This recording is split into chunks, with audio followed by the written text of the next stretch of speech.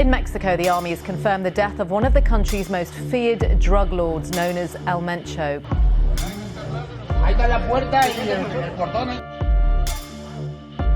Currently, Mexico, and much of the world, is witnessing an unprecedented event. The top leader of the Jalisco New Generation cartel has finally been killed.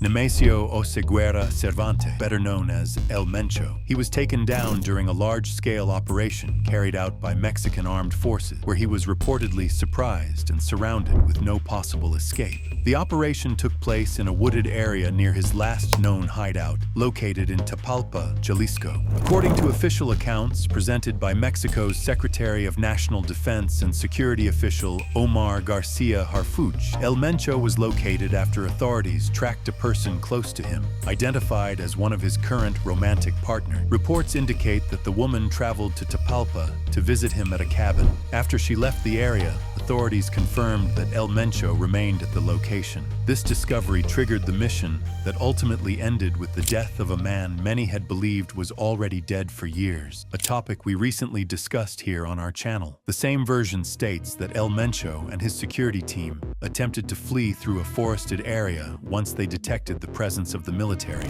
opening fire against army personnel in the process. The military responded, and during the confrontation, El Mencho and several members of his security detail were struck by gunfire. He was later transported by aircraft, but due to the severity of his injuries, he did not survive. Following the operation, the state of Jalisco and Mexico as a whole descended into chaos. Vehicles, businesses, and government facilities were burned and attacked simultaneously, reinforcing the belief that the cartel's leader had indeed fallen. By now, this version of events is widely known. However, a new question emerges among international authorities. Who will replace one of the men many considered the most powerful criminal figure of recent history?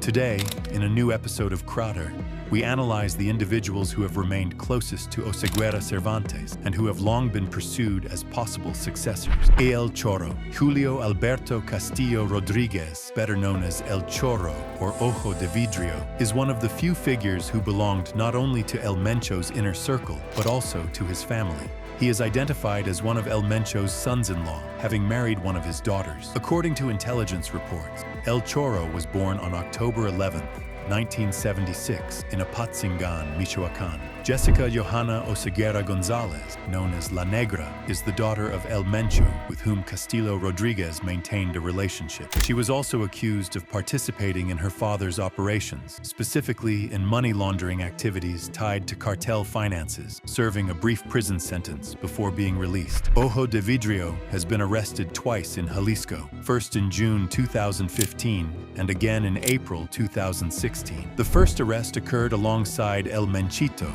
El Mencho's son, shortly after he had undergone cosmetic surgery. Both were captured during a raid at an apartment complex without a single shot being fired, despite authorities finding multiple firearms. A judge later ruled the arrest illegal, leading to El Chorro's release, while El Menchito continued facing separate charges. He was arrested again in Guadalajara in 2016, but released months later. That same year, he was sanctioned by the U.S. Treasury's OFAC and identified as one of the CJNG's key leaders, coordinating operations and acting as an important financial operator through multiple companies used for money laundering. Today, both Mexican and U.S. authorities consider him a potential successor within the organization. Ricardo Ruiz Velasco. Ricardo Ruiz Velasco began his criminal career in Jalisco before expanding operations into Michoacán, Guanajuato, and Zacatecas. Known as El Doble R, or La Tripa, he has long been identified as one of the cartel's principal members and allegedly serves as commander of the CJNG's elite enforcement group. Authorities in Jalisco link him to more than 100 homicides and suspect him in the killing of social media personality Juan Luis Lagunas Rosales, known as El Pirata de Culiacán. He has reportedly operated across several Mexican states and led offensives against rival organizations such as the Santa Rosa de Lima cartel and Los Viagras. He is also accused of organizing attacks against security forces and of appearing in widely circulated propaganda videos released in 2020, showing heavily armed CJNG personnel equipped with military-grade weapons and armored vehicles. Hugo Gonzalo Mendoza, known as L090 or El Sapo, born October 2, 1988, is another high-ranking CJNG figure who rose through the organization's ranks from its earliest stages. Coming from a family already involved in criminal activity, he helped develop one of the cartel's first armed divisions known as Commando 090.